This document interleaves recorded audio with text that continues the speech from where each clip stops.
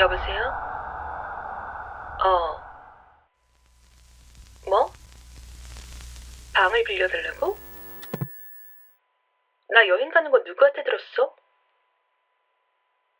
야, 내 방 아무한테도 안 빌려주는 거 알잖아.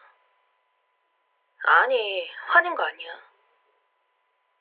어, 어, 네 사정은 알겠는데 내 방이 좀 위험해. 곧 있으면 철거할 거라 건물에 다른 세입자들도 없고 주변도 어둡고 그리고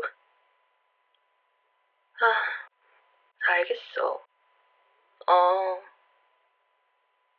그래. 여기 주소가 어떻게 되냐면 작가 묵도. 그러게 내가 뭘 했어. 맞아, 그거. 나는 눈물 범벅이 된 채로 고개를 파묻고 있다가 유혁이가 말해주었던 메모가 떠올랐다.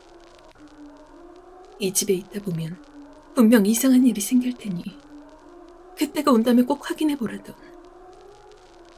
한 귀로 듣고 한 귀로 흘린 터라 지금껏 생각지도 못하고 있었던 그 메모가 말이다. 나는 자리에서 일어나 유혁이 노트를 꽂았던 책장으로 달려갔다. 하지만 워낙 정신이 없는 탓인지 아무리 살펴보아도 도통 노트가 보이지 않았다. 씨발, 어디 있는 거야? 나는 급한 마음에 아예 책장을 뒤집어 엎었고 책장에 꽂혀있던 책들은 이내 둔탁한 소리를 내며 후두둑 바닥으로 떨어졌다. 나는 바닥에 떨어진 책들 속에서 곧 유혁의 빨간색 노트를 발견했고 얼른 그것을 집어들어 거칠게 페이지를 넘겼다. 일단 써놓긴 하는데 네가 이 글을 볼 일이 없었으면 싶다.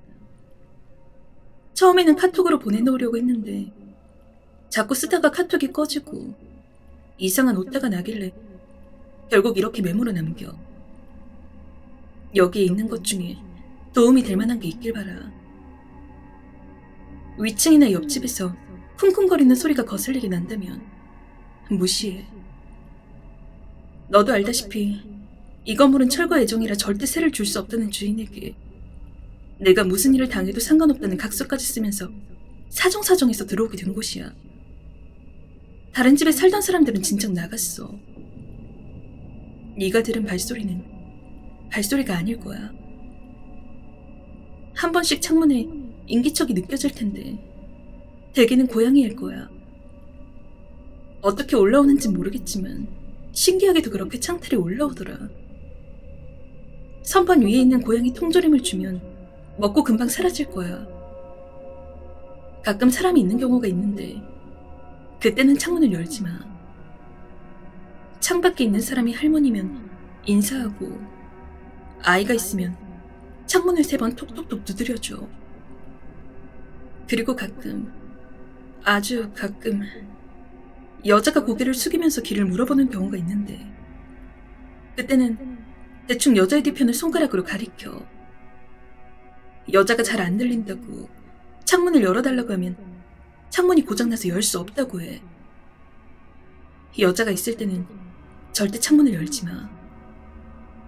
우리 집이 몇 층인지는 기억하지? 그게 창문이 철창으로 막혀있는 이유야. 여기에 적힌 글을 읽다가 혹시 뒤에서 소리가 난다면 절대 고개를 돌리지 마. 물건이 떨어져도 누군가가 네 귓가에 속삭이더라도 돌아보면 안 돼. 대신 잠깐 노트를 덮고 눈을 감아. 몇 분만 있으면 소리가 사라질 거야. 대부분의 경우에 음악을 틀어놓는 게 도움이 될 거야. 이어폰이 있으면 이어폰을 끼고 없어도 음악을 틀어놔. 어차피 소음으로 항의할 사람도 없으니 최대한 크게 틀어놔. 다만 음악에 이상한 잡음이 섞일 수 있다는 건 알아둬. 자정쯤에 전화로 거기 주찬용 씨 집이 맞나요? 라고 누가 묻는다면 주찬용 씨 집은 위층입니다. 라고 말해. 네? 라거나 말없이 끊으면 안 돼. 그러면 그가 우리 집으로 찾아와 버려. 갑자기 음식물 쓰레기가 썩은 듯한 고약한 냄새가 난다면 창문을 열지 말고 옷장을 살짝 밀어봐. 옷장 뒤에 붙여진 부적 중에 달랑거리는 게 있을 텐데 그걸 제대로 붙이면 냄새가 사라질 거야. 아무리 잘 붙여도 때마다 꼭 떨어지더라고. 그리고 혹시 몰라 얘기하는데 그 부적은 절대로 떼지 마. 절대로. 밤에는 웬만하면 나가지 말라고 하고 싶지만 만약 정말 나가야 할 일이 생긴다면 신발장 안에 있는 손전등을 챙겨가. 건물 계단 전등도 그렇고 바깥의 가로등도 자주 고장나거든. 그리고 빛이 쫓아내는 건 어둠만이 아니니까. 화장실에서 하수도로 물이 내려가는 소리가 들리면 잠깐 세면대에 물을 받아둬. 그리고 한 10분 정도가 지나 물이 검게 변해 있으면 그때 물을 흘려보내. 그건 물이 많은 곳을 좋아하더라. 사람의 몸이 아무튼 깜빡하면 고생 좀 해야 할 거야. 현관 전등이 가끔 제멋대로 깜빡이기도 하는데 만약 3번 연달아 깜빡였다면 3번째 불이 꺼지기 전에 현관으로 달려가. 4번째 불이 켜질 때 현관이 비어있으면 그 사람은 자기가 들어와도 된다는 허락을 받았다고 생각할 거야. 내 이름을 부르면서 문을 두드리는 사람이 찾아온다면 대답하지도 말고 문구멍으로 바깥을 보지도 마. 나는 지인들에게 집 주소를 알려준 적이 한 번도 없어. 가족한테도 말이야. 혹시 네 이름을 부르면서 문을 열어달라는 사람이 찾아오더라도 마찬가지로 절대 열어주지 마. 네가 왜 우리 집에 찾아온지 잊었어? 네가 누군가에게 우리 집 주소를 알려줬다는 기억은 결코 진실이 아니야.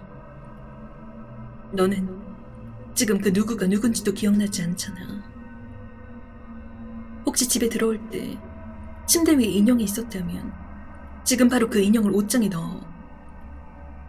옷장 안에 있는 항아리 옆에 두면 돼. 만약에 항아리가 열려있으면 안에 있는 검은 것들은 화장실에 버리고 안을 다시 채워야 해. 싱크대 밑에 보면 소금이 있을 거야. 소금을 채우고 뚜껑을 닫기 전까지 인형은 항상 눈이 닿는 곳에 둬야 하는 거 잊지 말고. 잘 때 웬만하면 시선을 위로 향하게 하고 바른 자세로 자는 게 좋을 거야. 만약 너도 모르게 몸을 뒤척여서 한쪽으로 몸을 틀었다면 차라리 계속 그 자세로 자도록 해.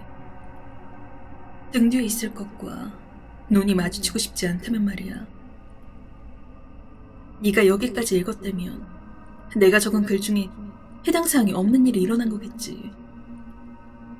미안해. 내가 이 집에 알고 있는 건 위에 적은 게 전부야. 부디 지금 일어나는 일이 네 목숨을 앗아갈 만큼 위험하지 않길 바랄게. 그러게 내가 뭘 했어.